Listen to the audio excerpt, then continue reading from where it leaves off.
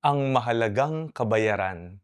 We bless tuwing Webes. Ako po si Father Fiel Pareha. Tara po at magkapit pandasal na tayo.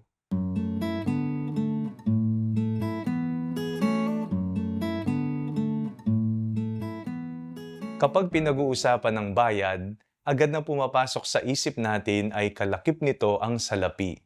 Ngunit hindi lahat ng bayad ay nabibilang o nasusukat.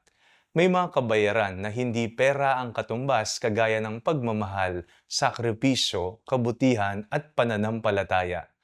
Isinugo ni Jesus ang kanyang mga alagad upang ipahayag ang mabuting balita, magpagaling ng mga may sakit, magpalayas ng demonyo at magbigay ng libre sapagkat libre rin nilang tinanggap ang biyaya ng Diyos.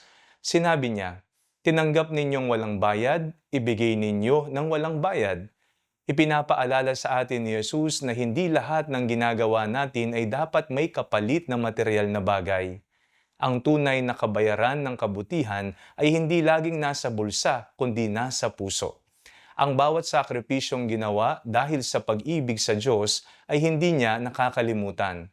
Maaring hindi tayo masuklian ng tao, pero sigurado tayong nakikita ito ng Panginoon. Kaya sana, matutunan nating magmahal, maglingkod at gumawa ng mabuti nang hindi naghihintay ng kapalit dito sa mundo. Sapagkat ang pinakamahalagang gantimpala ay hindi pansamantala, kundi walang hanggan. Ang kabutihang ginawa para sa Diyos ay maaring hindi masuklian ng mundo, pero kailanman ay hindi ito malilimutan ng langit. Manalangin tayo. Panginoon, turuan mo kaming magbigay at magmahal ng tapat. Umaasang ikaw ang aming tunay na gantimpala. Amen.